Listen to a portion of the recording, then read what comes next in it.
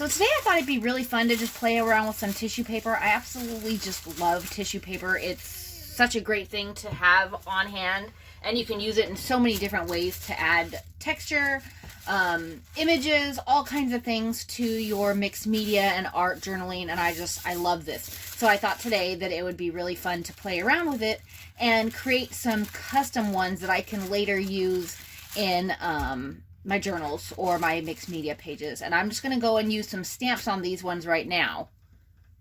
For this first page, I'm just going to use some butterfly stamps that I just got from rubberdance.com. This is a really cool mixed media company in the UK.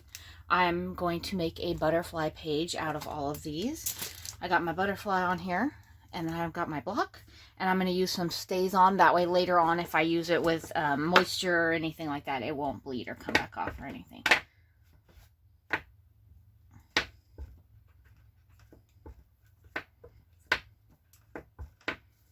And I'm just going to take this page here that I've already pre-cut out, and I'm just going to kind of stamp it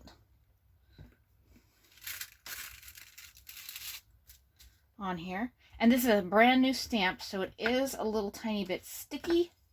It hasn't had a chance to get a lot of ink on it yet, so it's brand new. I'm just going to go in through here, and I'm just going to keep stamping wherever I feel like it until I fill up the whole page. And yes, I know you can use a jelly print thing to do the same thing, but I'm kind of old-fashioned. I love jelly prints, but I also love making things the old-fashioned way. So I'm going to go ahead and keep going.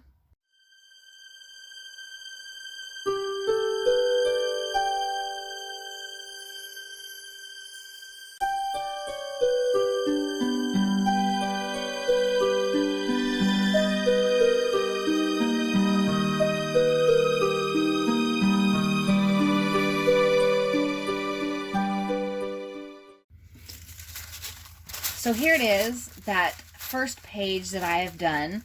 And as you can see, it's pretty see-through still. And once you put anything like a gel medium or a Mod Podge or anything on it, it'll actually get that much more see-through. So the white will kind of go away and you'll be left with all these cool butterflies. And my favorite thing about this is actually how some of them came out really just distorted and they're not full images. I absolutely love that because it's going to give the artwork a much more cool depth to it. Some of them are going to look like they're in the background, some are going to look like they're in the front. It's really cool to just use these pages for all kinds of different things once they're done now. So I'm going to go ahead and create a couple more.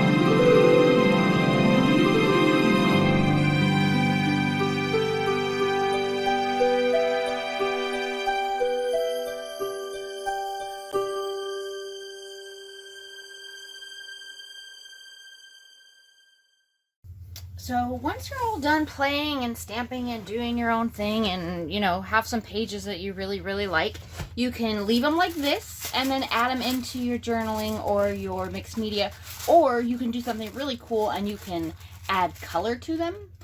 You could do some watercolor, you could do some gouache, you could do some acrylic, you could do some alcohol inks, you could do pretty much anything you want on these. Just make sure that they dry enough before you put them into your book. You could also add texture to them. You could kind of crinkle them up and add a little bit more texture and everything to them.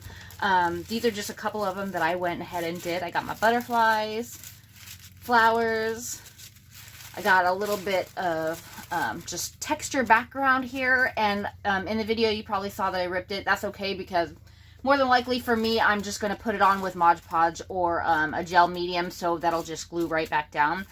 You could also use these in little tiny chunks. You don't have to use the entire page, so feel free to kind of mess with them, tear them apart so they get uneven little squares, whatever you need to do to them. They're kind of just a fun way to play with everything. And then my last little flower one.